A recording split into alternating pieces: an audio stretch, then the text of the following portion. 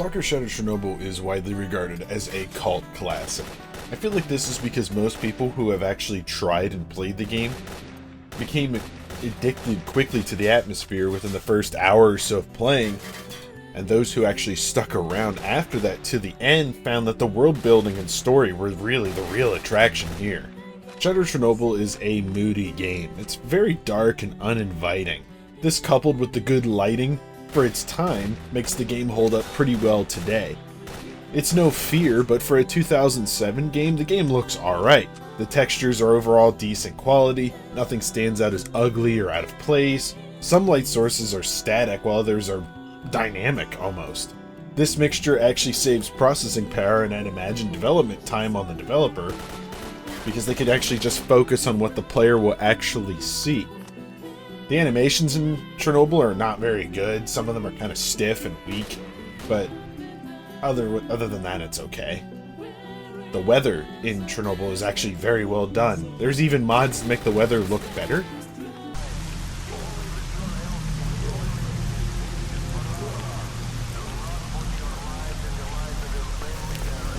But the stock effects and sounds and whatnot are all done really well. The storms sound like storms, and it looks great.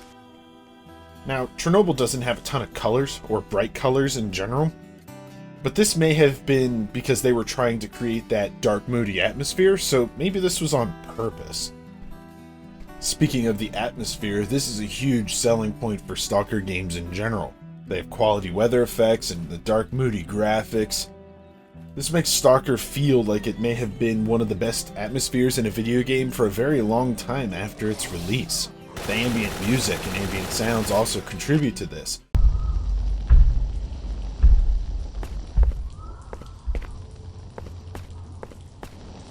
Sometimes sound effects will play in the distance of like a gunshot or a monster.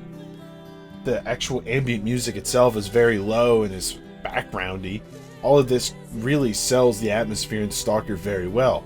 Later on, you go to turn off a big device somewhere in the world, and almost all the sounds are either off or heavily muted while like these ghost things attack you.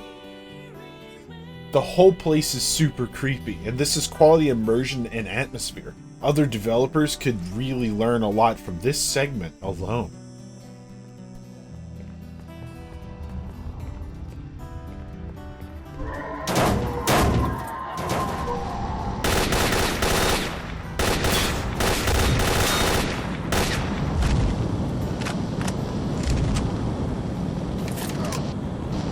S.T.A.L.K.E.R overall has relatively great sound. Effects and ambient music are for the most part high in quality. Some of the sound effects are stock sounding, but overall nothing really sounds bad or out of place. The ambient music and effects also really help sell the atmosphere more. Surprisingly, Chernobyl has a few scores of original music. I was unable to determine how many of them were made for the game, seeing as it's made by a group called S.T.A.L.K.E.R from Ukraine. It's hard to differentiate what they made on their own and what they made for the game since they're kind of a small group. Either way, it's pretty good and it fits the theme very well overall. Chernobyl has a bit of a rough spot when it comes to voice acting. All the S.T.A.L.K.E.R games have this issue, really.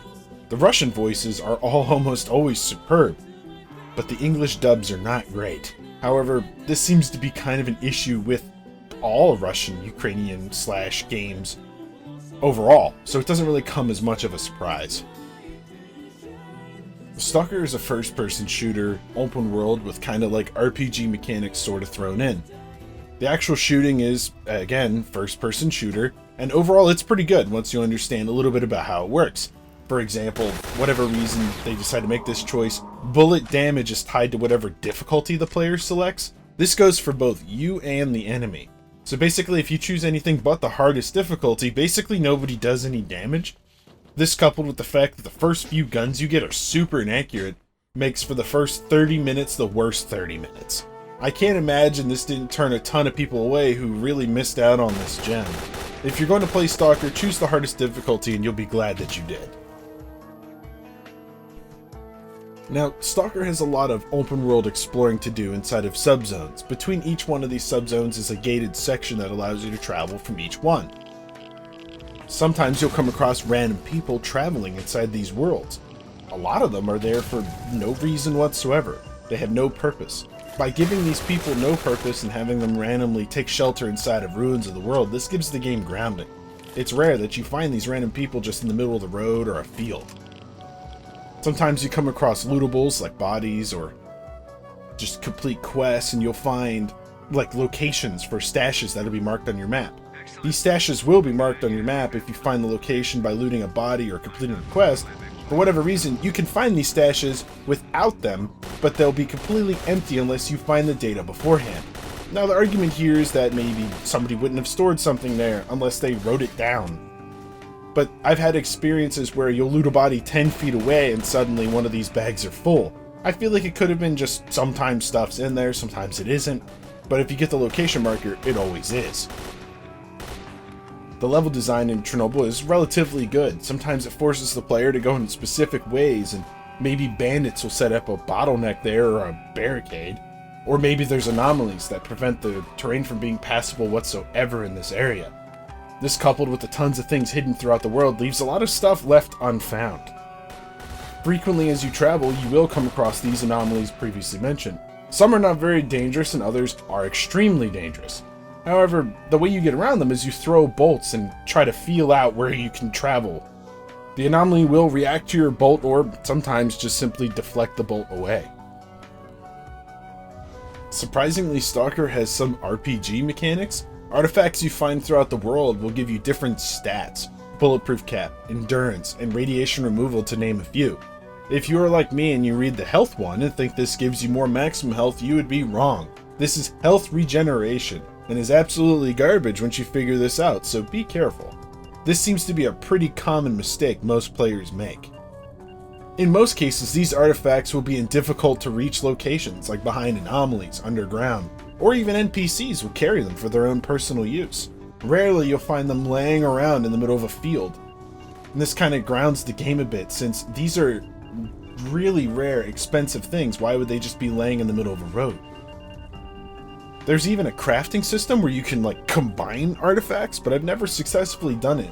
I don't even know if it's a real thing. I've seen wikis say it is, but I've never successfully done it. Maybe it's just user error. Like a lot of the open world exploration RPG-like games, S.T.A.L.K.E.R has an inventory system. It's a grid system, but the grid almost seems infinite. What's not infinite is how much you can carry. As you get higher, you deplete stamina faster and faster. After a point, you can't really sprint at all, and at a certain point, you can't move at all. This is a big deal since you travel a lot in S.T.A.L.K.E.R, and some of these distances you can cover are a lot, and there is no fast travel. Now, this coupled with the fact that not all traders or random people you come across will buy everything means you end up dropping stuff.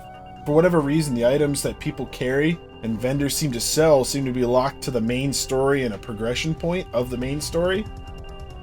After these points are passed, they'll just have way better items for some reason. Even though the RPG elements in S.T.A.L.K.E.R are there, the progression is through your weapons, armor, and artifacts. Starting out, you have a terrible handgun and you end up with an exoskeleton with a fully modded rifle and a scope. There is no like points or stats or anything to do.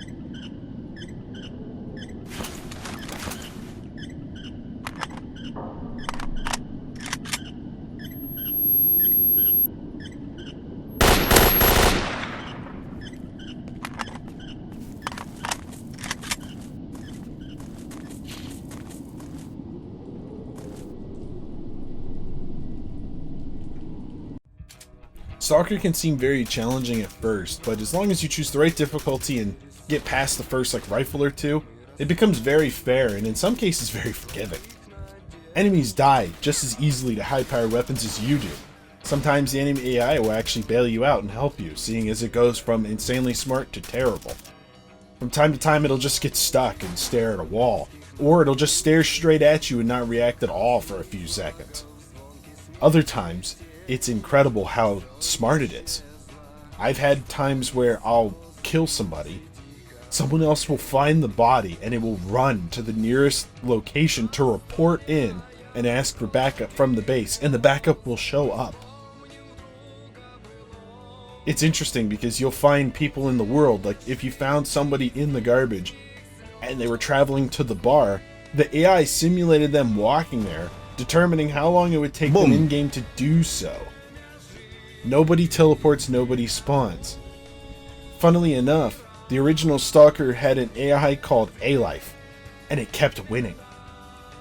The AI would run alongside the player and complete the quest just the same way the player did to get to the center of the zone first, and against the playtesters, the AI was better than the people.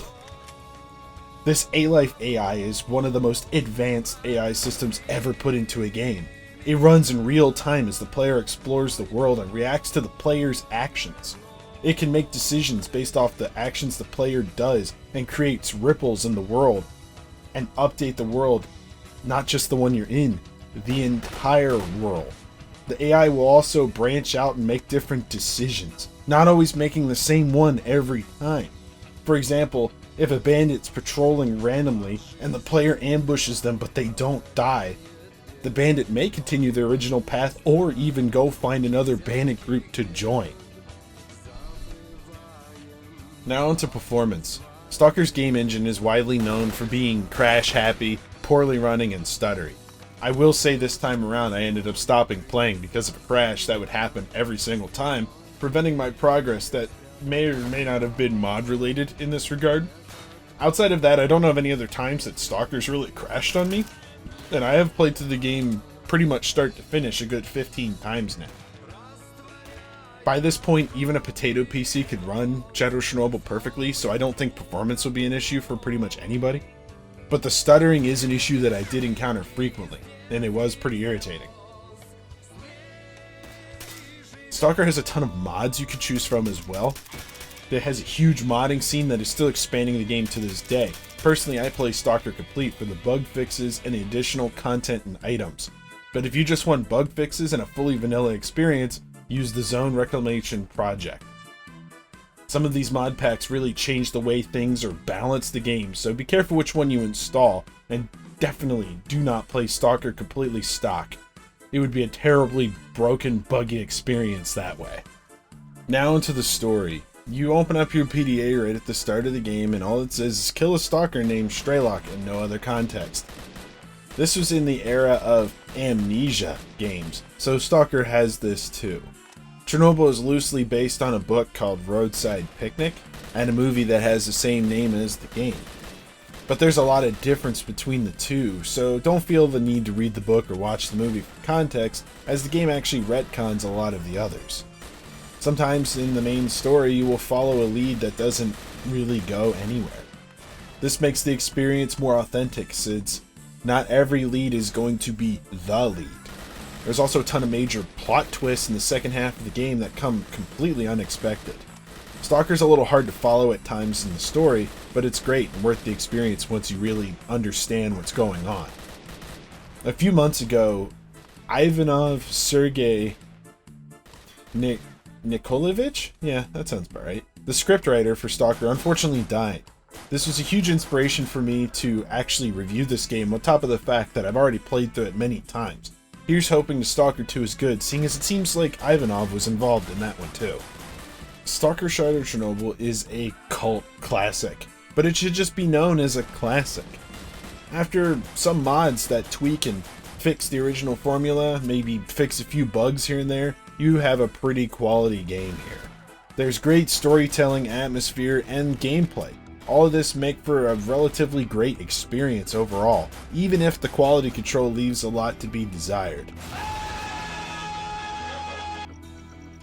Chernobyl can be regularly had on Steam for less than $10. This is an immense steal. You get quite a lot of value, as it is well below what it should sell for at this regard.